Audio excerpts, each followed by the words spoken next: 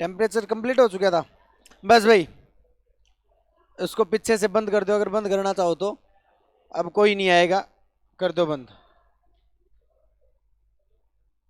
ठीक है। बस भाई पिछली क्लास में अपन ने टेम्परेचर किया था। टेम्परेचर को किस प्रकार से चेंज करना है मैंने उसको रटवाया नहीं था, उसको डायरेक्ट आपको बताया था कि ये फॉर्मूला है, उस फॉर्मूले को याद रखना और उसके अकॉर्डिंग करना है। फॉर्मूला क्या था? Degree Celsius by 5, Fahrenheit -32/9, kelvin -273/। ये फॉर्मूला था।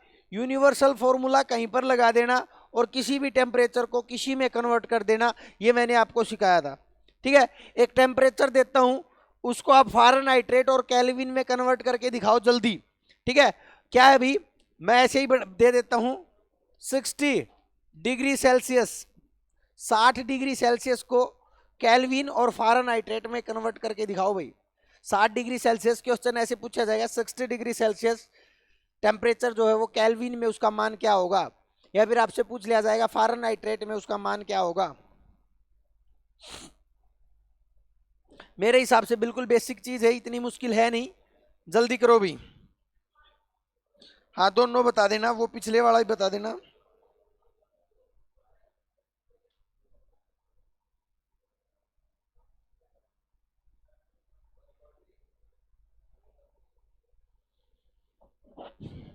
हो गया होगा मेरे हिसाब से, नहीं हुआ तो देख लेना। देखो भाई मैंने कहा डिग्री सेल्सियस को फ़ारेनहाइट में कन्वर्ट करना है तो ये फॉर्मूला यूज करो।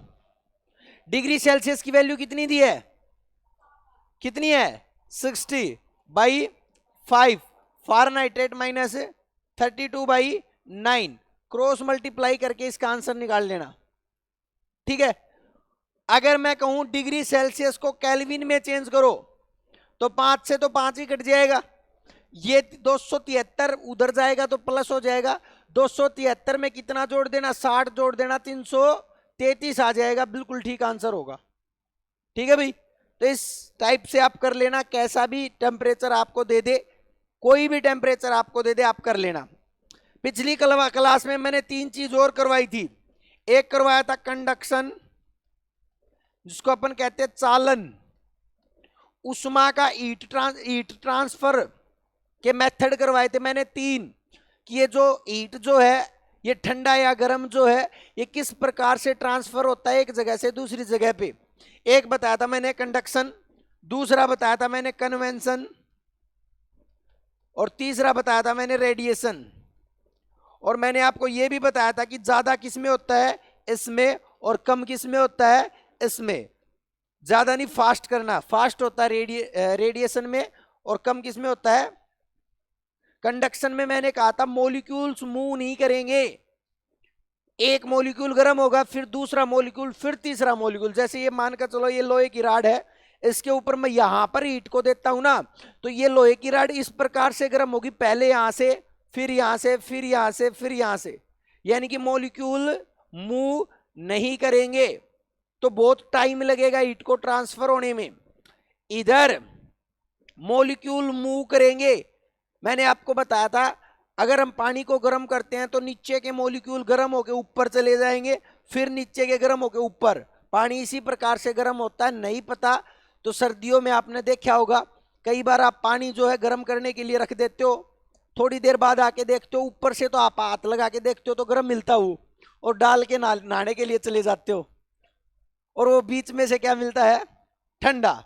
वो किसका ही उदाहरण है, कन्वेंशन का उदाहरण है। और ये जितनी भी मौसम की घटनाएं होती हैं, मौसम, अब देखिए लू चलेंगी, क्वेश्चन आ सकता है जो लू जो चलती हैं वो हीट के कौन से ट्रांसफर या किस मेथड की वजह से होती है बेटा, कन्वेंशन की वजह से। और जो सनलाइट जो हमारे यहाँ पर आती है वो क्या होती है, रेडिएशन। रेडिएशन जब होगा जब किसी भी मीडियम की जरूरत नहीं पड़ेगी। ये सारी चीजें मैं करवा चुका हूं आपको पिछली क्लास में, मैं 1 मिनट के लिए रिवाइज करवा रहा था अब आपको। अब इधर आना हीट के नियम। अगर मैं आदम जमाने की बात करूं तो ये नियम करवाने जरूरी नहीं थे, लेकिन आज के टाइम में लॉ से और इक्वेशन से और न्यूमेरिकल से, इन 3 चीजों से ही क्वेश्चन ज्यादा आ रहे हैं। मैंने क्या कहा, पहले क्या आते थे, एग्जाम्पल से क्वेश्चन आते थे, कोई भी चीज उसका एग्जाम्पल दे देता था और आंसर बताना पड़ता था। अब एग्जामिनर ने पैटर्न चेंज कर दिया है। अब क्वेश्चन कहां से आ रहे हैं? अब क्वेश्चन या तो उसके नियम से आ रहे हैं कि भी ये लॉ क्या था, या फिर वो नियम जो इक्वेशन बनाता है वो क्या थी, या फिर उसके ऊपर जो न्यूमेरिकल बनते हैं वो कैसे बनते हैं। और मैं तीनों चीजें आपको स्टेप टू स्टेप करवाता हुआ चलता हूं।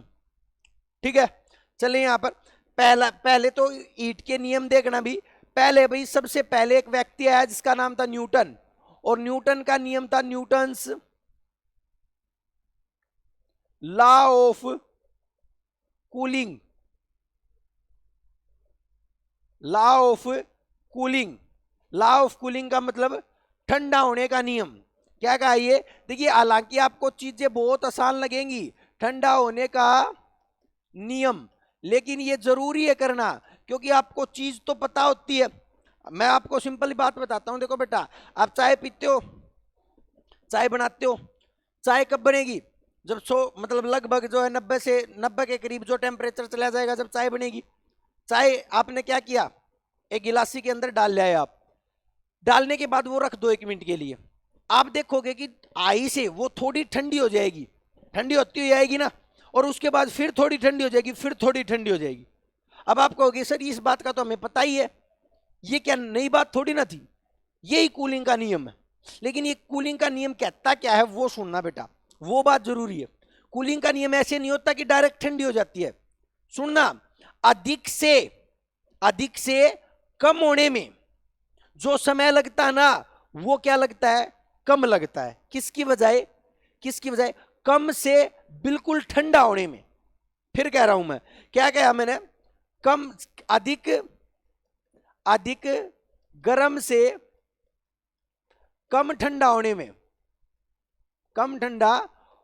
में, जो समय लगता है, एक तो वो समय बोला मैंने, एक ये वाला जो है कम ठंडा से कम ये अधिक गर्म है, ये कम गर्म कर लो, कम गर्म से बिल्कुल ठंडा होने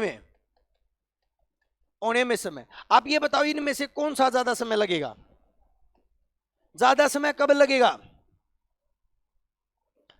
यहां पर समय ज्यादा लगेगा या यहां पर कम समय लगेगा? बस यही लो है ये। मैंने क्या कहा, आप चाय बना के लाए, तो चाय जब आप बना के लाए वो थोड़ी देर के लिए आप रखते हो ताकि भी थोड़ा ठंडा हो जाए, पीने योग्य हो जाए, उसमें लगने वाला समय, और उसके बाद बिल्कुल ठंडा होने में लगने वाला समय, इसमें कौन सा समय ज्यादा होगा, कौन सा समय कम होगा? प्रैक्टिकली सोच के देखो। फिर थोड़ा और मैं एक्सप्लेन करता हूं इसको। मानकर चलो चाय बनाई आपने, चाय थी 60 डिग्री सेल्सियस पर, अब वो पीने योग्य आई 50 डिग्री सेल्सियस पर, ये थोड़ा ठंडी हुई, इसमें जो समय लगेगा वो, और एक 50 डिग्री सेल्सियस से 40 डिग्री सेल्सियस पर टेम्परेचर आने में जो समय लगेगा वो, ये ज्यादा लगेगा कि ये ज्यादा लगेगा? बस इतना बताना मेरे को। वो वाली बात समझ नहीं आ रही तो ये बता दो आप। टेम्परेचर तो समझ में आता है, ये ज्यादा समय लगेगा, इसमें ये ज्यादा समय लगेगा और ये कम समय लगेगा, सब ठीक हो? अच्छा, कुछ ये कह रही है ये ज्यादा लगेगा ये कम लगेगा, होता है। यही नियम है न्यूटन का कूलेंट का। न्यूटन का कूलेंट का नियम यही कहता है कि 60 से 50 होने में अगर 5 मिनट लगती है ना, तो 50 से 40 होने में कितनी मिनट लगेंगी? 6 मिनट लगेंगी। और फिर और नीचे जाओगे 40 से 30 होने में और ज्यादा। भाई डिफरेंस तो 10 का ही था, ये देखो 10 का, फिर 10 का, अब 40 से 30 फिर चले जाओ, फिर समय क्या हो जाएगा? बढ़ जाएगा। फिर समय क्या हो जाएगा? मतलब बिल्कुल ठंडा होने में समय क्या होता जाएगा? यही नियम है किसका? न्यूटन का लॉ ऑफ कूलिंग। अब आप कहोगे सर क्वेश्चन कैसे आएंगे? बात तो ये भी ठीक है, सर जी क्वेश्चन कैसे आएंगे? आपको तो क्वेश्चन से मतलब है। पहला क्वेश्चन तो यही आ जाएगा, लॉ ऑफ कूलिंग किसने दिया? ठंडा होने का नियम किसने दिया? सर जी न्यूटन ने दिया। ठीक है, दूसरा नियम, दूसरा आपसे पूछ लेगा लॉ ऑफ कूलिंग नियम है क्या? लॉ ऑफ कूलिंग नियम क्या है? लॉ ऑफ कूलिंग नियम ये कहता है कि अधिक गर्म से कम ठंडा होने में समय कम लगेगा, और कम गर्म से बिल्कुल ठंडा होने में समय क्या लगेगा? ज्यादा लगेगा। यही क्या? अभी ये नियम है। फिर आपसे टेम्परेचर दे देगा कि कोई वस्तु इतने टेम्परेचर से इतने टेम्परेचर पर आती है, वही वस्तु इतने से इतने टेम्परेचर पे आ जाएगी। तो किसमें ज्यादा समय लगेगा, किसमें कम समय लगेगा, जैसे मैंने ये यहां पर करके दिखाया आपको। तो इस 3 टाइप से आपको इस नियम से क्वेश्चन पूछ सकता है। इस नियम से कभी भी क्वेश्चन पूछेगा तो कर दोगे, कर दोगे भाई। चलिएगा नेक्स्ट आते हैं भी थर्मोडाइनेमिक्स के नियम पर, उष्मीयता के नियम, थर्मोडाइनमिक्स के नियम। किसके नियम भी, थर्मोडाइनेमिक्स के नियम। देखिए भाई बहुत अच्छे नियम है थर्मोडाइनेमिक्स के। उष्मा, वास्तव में उष्मा के नियम ही नहीं कहते हैं, उष्मा के नियम, थर्मोडाइनेमिक्स के नियम, थर्मोडाइनेमिक्स ला।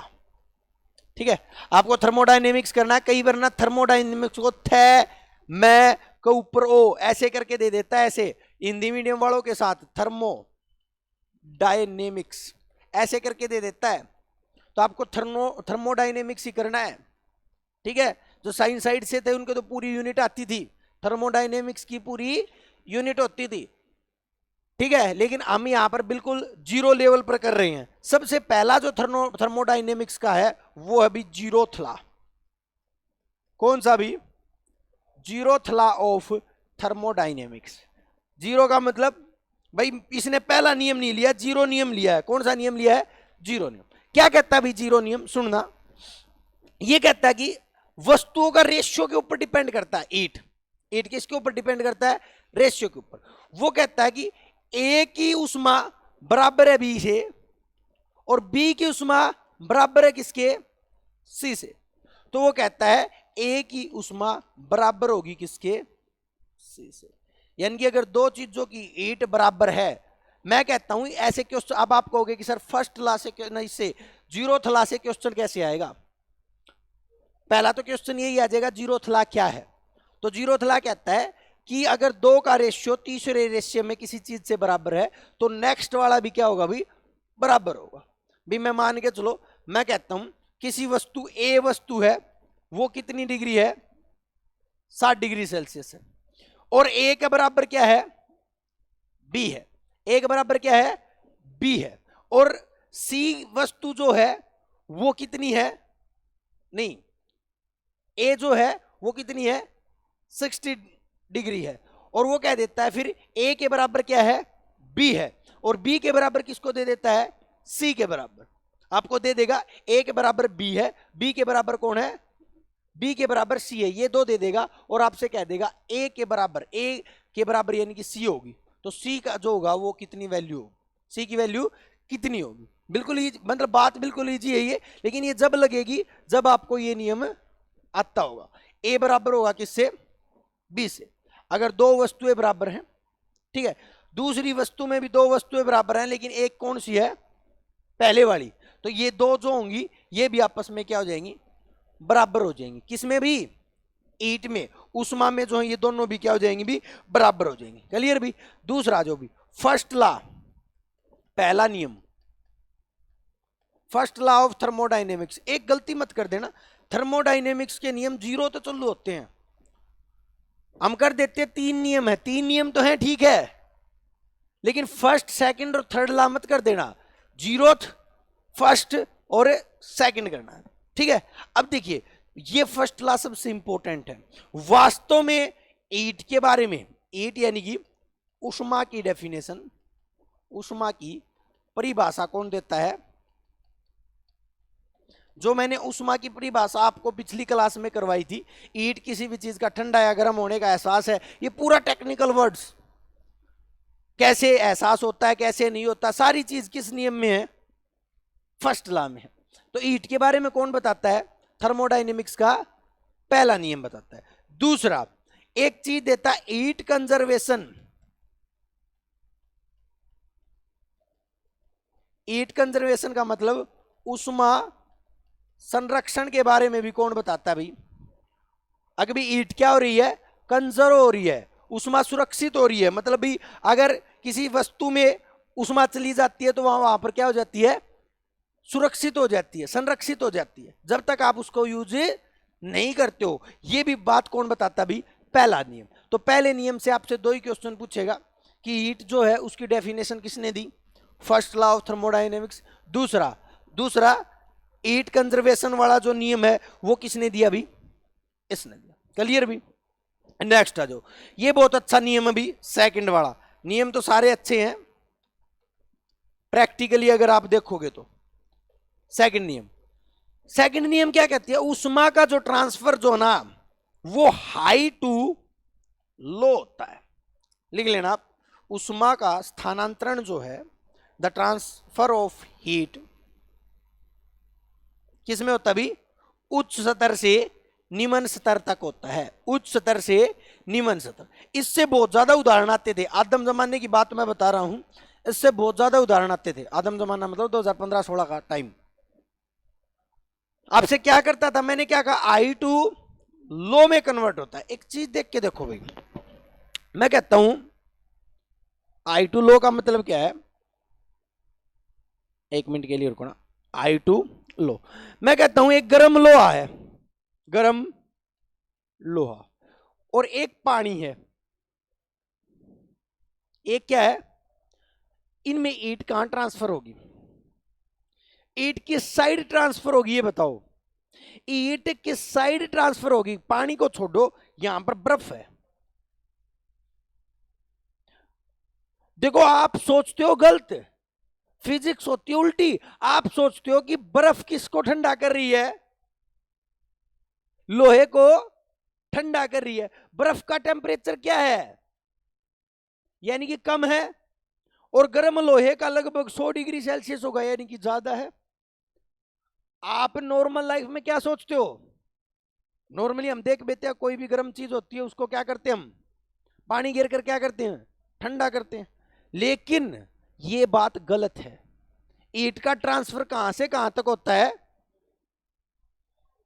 आई से लो। तभी ये चीज इसको क्या करेगी?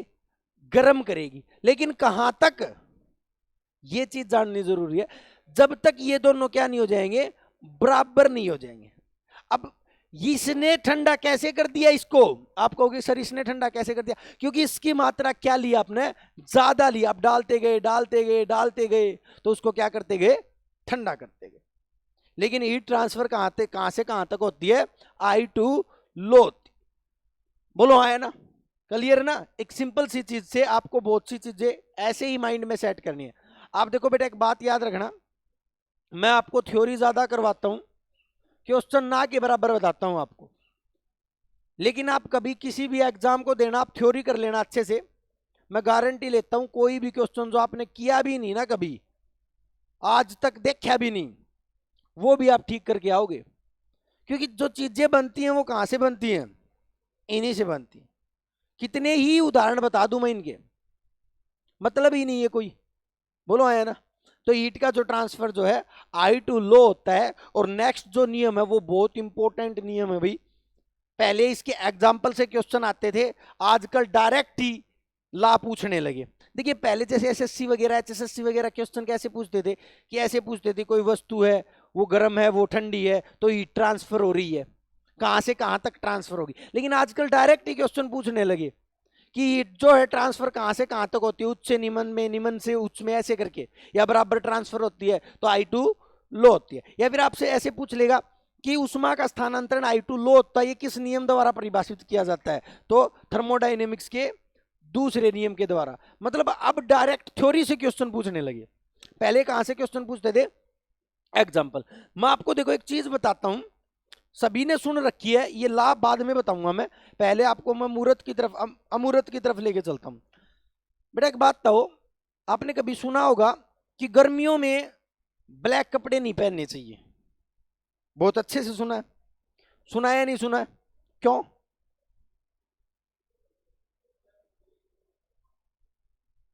गुड एब्जॉर्वर, यही आंसर है। भाई जो काला कपड़ा जो है वो क्या है? गुड एब्जॉर्वर है। फिर क्या हो गया? है तो है, पहनने क्यों नहीं चाहिए? आंसर तो आपने दे दिया, लेकिन सीखा अब तक आपने कुछ नहीं, डायरेक्ट रट लिया। ऐसा ही तो किया भाई आपने, ऐसा ही तो क्या है कि भाई सीख तो लिया आपने, रट तो लिया, लेकिन आगे पीछे की बात ही नहीं जानी थी क्या? फिर मैं आपसे यही कह दूं कि काला कपड़ा जो है ईट को ज्यादा एब्जॉर्ब करता है, किस नियम पर आधारित है ये चीज? फिर आप क्या कहो, पता ही नहीं आपको। सर जी हमने तो बस ऐसे ही सुन लिया, बस काला कपड़ा क्या करता है, ज्यादा एब्जॉर्ब करता है, व्हाइट कपड़ा जो है कम एब्जॉर्ब करता है, गर्मियों में व्हाइट पहनना चाहिए, सर्दियों में काला पहनना चाहिए। ये 10-12 क्वेश्चन आपके मार्केट में घूम रहे हैं और आप उन्हीं को कर रहे हो, ऐसा ही तो करते हो आप, यही तो क्वेश्चन घूमते हैं। अब पीछे के एग्जाम उठा के देखो, एसएससी सीजीएल का उठा के देखो, एससीसीएल का उठा के देखो, डायरेक्ट ला पूछ रहा है। ये जो फंडामेंटल है इसका ला पूछा है, ये ला कौन से नियम पर आधारित है, कैसे हुई ये चीज? तो वो नियम भाई किरचॉफ्स का नियम। किसका नियम भी? सुना है इसके बारे में? नाम आप कहोगे सर ये क्या बता दिया, किरचॉफ्स। एक साइंटिस्ट था किरचॉफ्स। सबसे पहले तो देखो ये क्वेश्चन भी आया हुआ है एक एग्जाम में कि किरचॉफ्स का नियम किसके ऊपर है? तो हीट के ऊपर है, उष्मा के ऊपर है? किसके ऊपर है? उष्मा के ऊपर। अब देखिए किरचॉफ्स का नियम क्या कहता है, गुड एब्जॉर्वर जो होता है वो, गुड क्या होता है भाई, अच्छा अवशोषक जो होता है वो अच्छा उत्सर्जक होता है। लिख लो भाई, एक अच्छा अवशोषक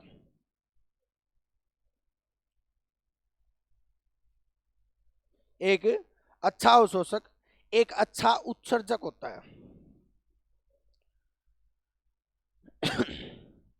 अगर कोई वस्तु जितनी अच्छे से एब्जॉर्ब करेगा उतनी अच्छे से क्या करेगा भाई, वो उसको निकालेगा। ईट के बारे में बता रहा हूं भाई, ईट का अच्छा अवशोषक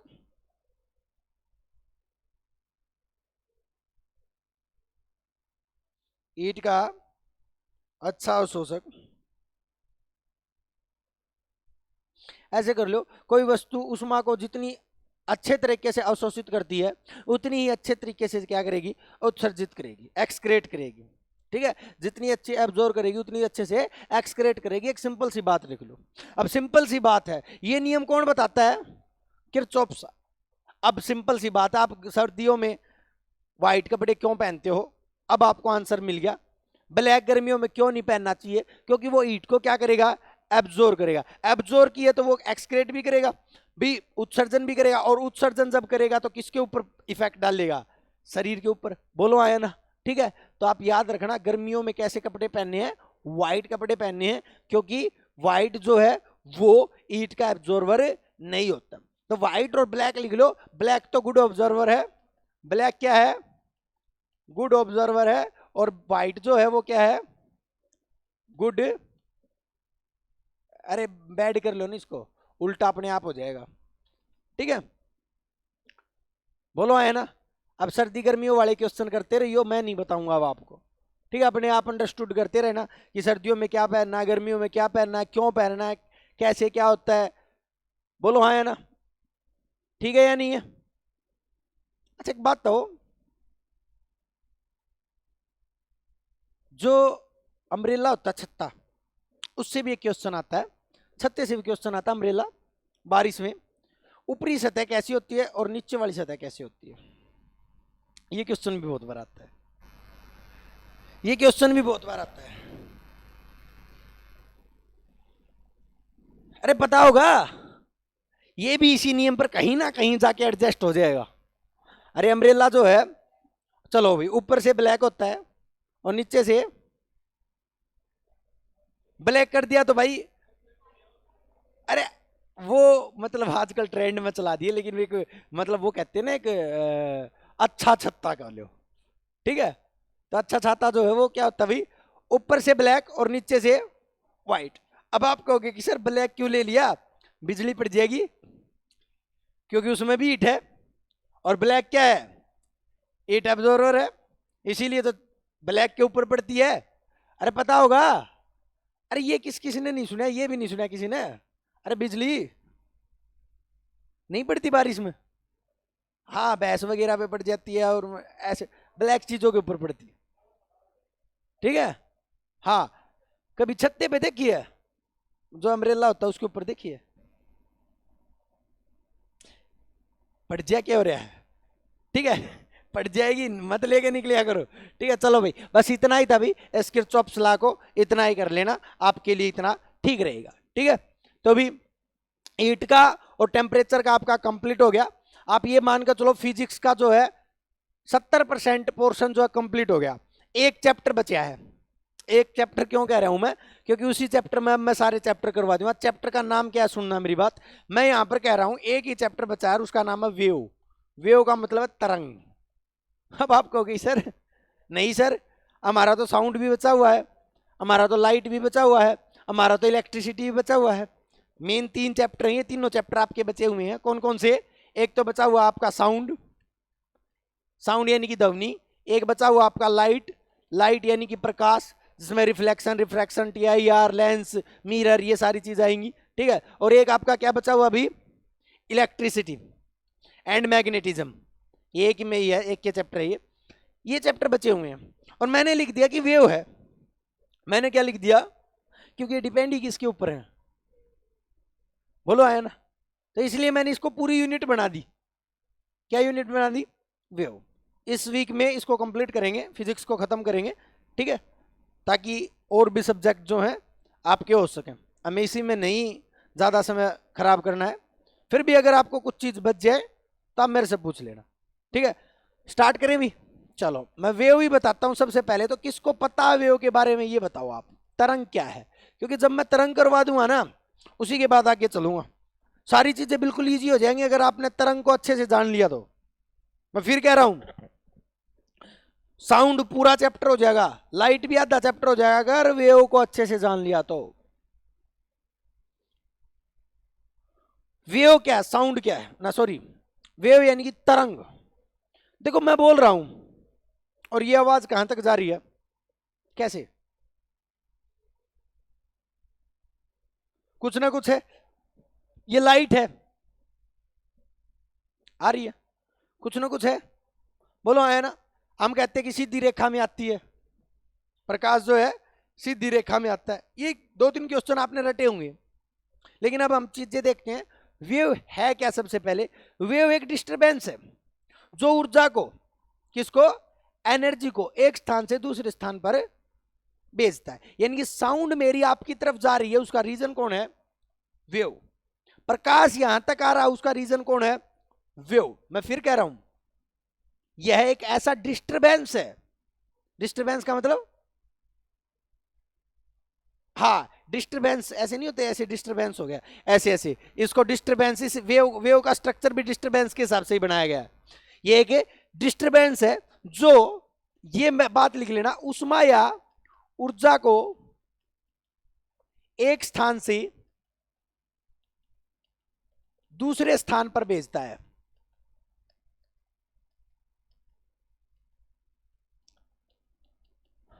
अब मैं वेव की टाइप करवाने से पहले आपको वेव के बारे में ही बताऊंगा, कल इसकी टाइप करवाऊंगा।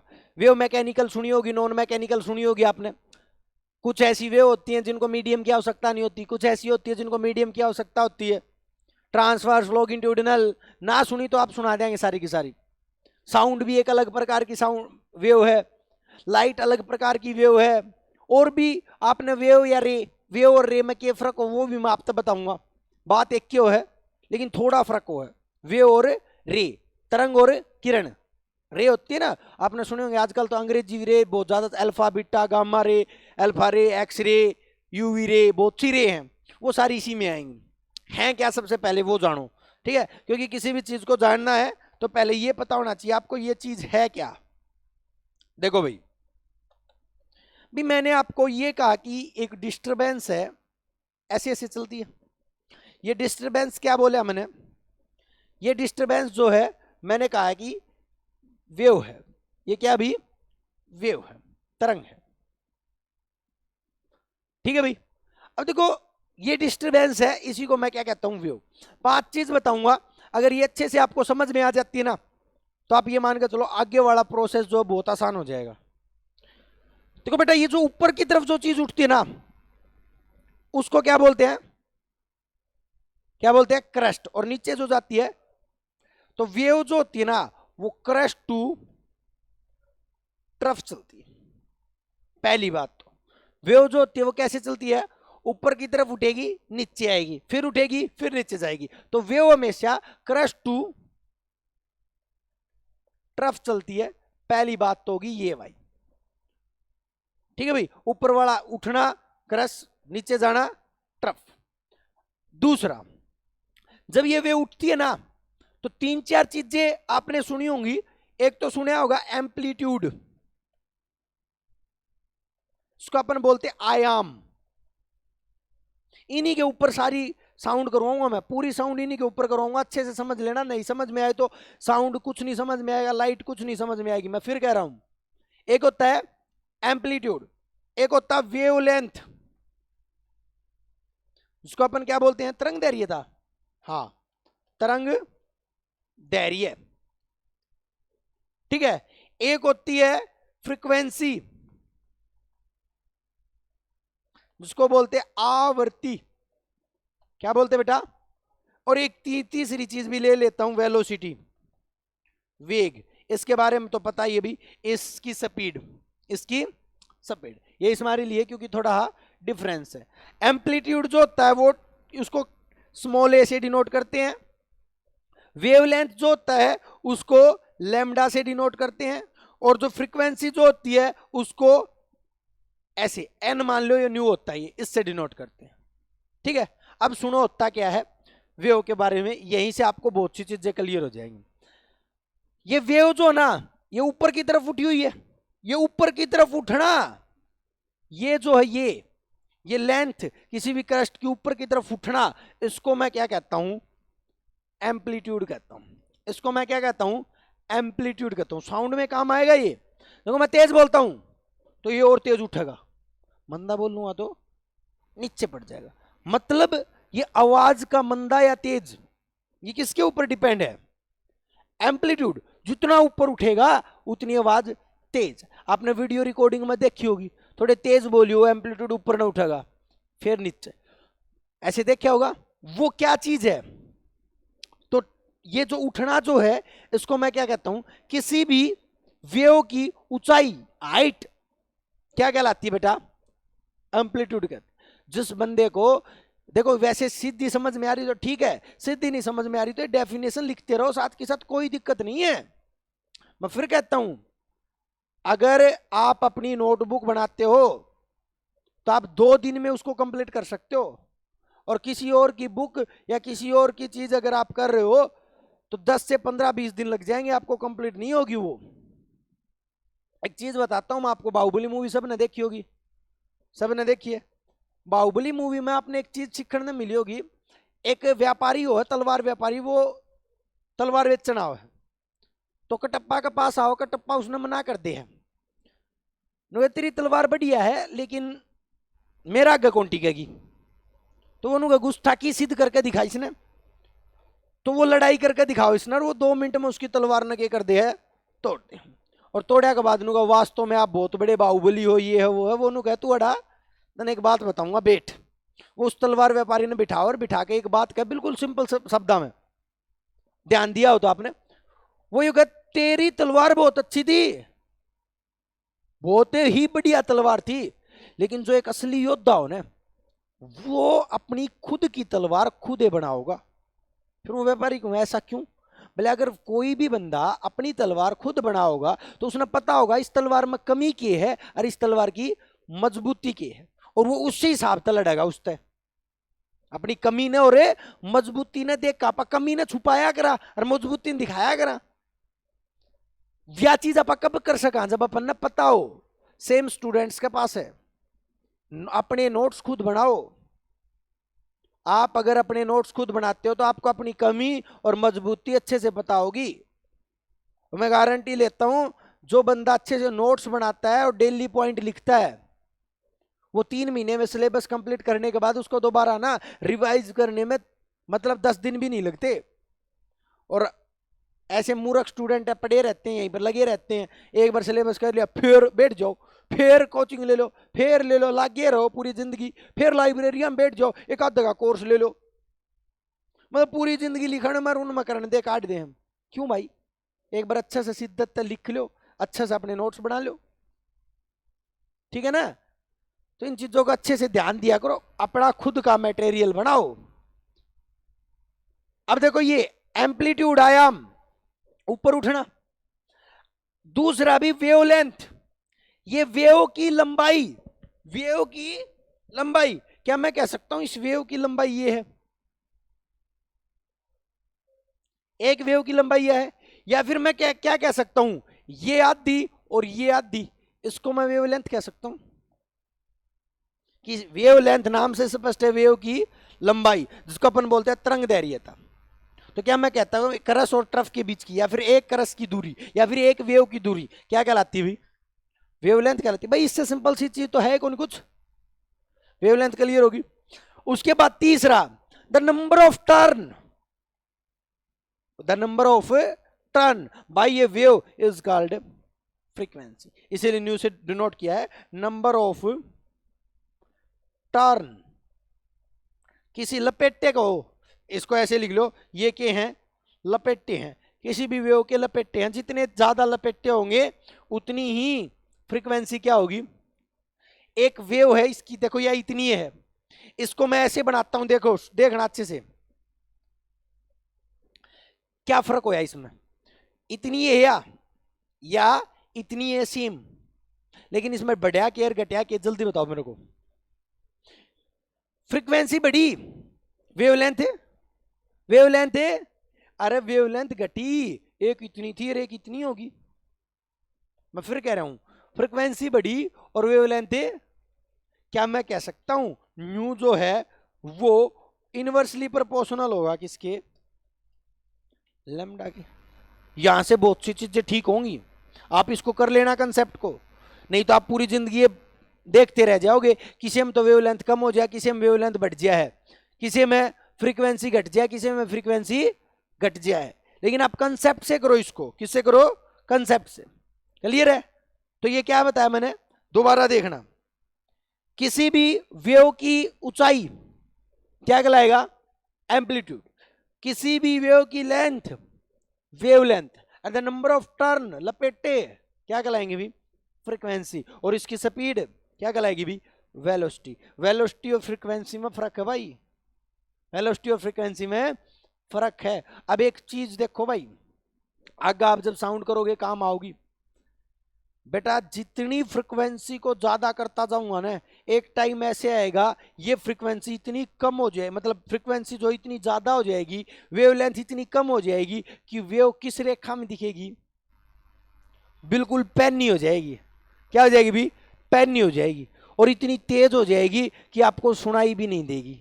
वो आपने सुना ना 20,000 आर्ट से ज्यादा, 20,000 आर्ट से ज्यादा आवाज सुनाई देती है, नहीं देती, क्योंकि वो कानों में पड़ेगी नहीं, वो निकल जाएगी, ठीक है। फ्रीक्वेंसी की यूनिट जो होती है ना, देखो वेवलेंथ की यूनिट और एम्पलीट्यूड दोनों की यूनिट क्या होती है, मीटर होती है, लेकिन फ्रीक्वेंसी की जो यूनिट होती है ना वो हर्ट्ज होती है, वो क्या होती है, हर्ट्ज होती है, ये भी लिख लेना यूनिट भी, उन दोनों की यूनिट क्या होती है, मीटर होती है, और इसकी यूनिट क्या होती है, हर्ट्ज होती है। आगे पूरा का पूरा इसके ऊपर चलेगा, अगर किसी को पूछना हो तो मेरे से पूछ सकता है बी, वेवलेंथ और फ्रीक्वेंसी में अगर कुछ पूछना हो तो पूछ सकता है भी, फिर मैं वेव को चालू करूंगा, फिर मैं साउंड को स्टार्ट करूंगा। वेव एंड साउंड आपके चैप्टर का नाम होगा, जिसमें हम सारी चीजें जानेंगे, मंदा क्यों सुनाई देता है, तेज क्यों सुनाई देता है, आवाज उल्टी क्यों सुनाई देती है, सुनाई क्यों नहीं देती, कई साउंड ऐसी होती है बहुत तेज सुनाई दे, कई सुनाई ये नहीं दे, भूकंप की साउंड कैसी है, कल को भूकंप आया था उसकी साउंड कैसी थी, हमें सुनी क्यों नहीं।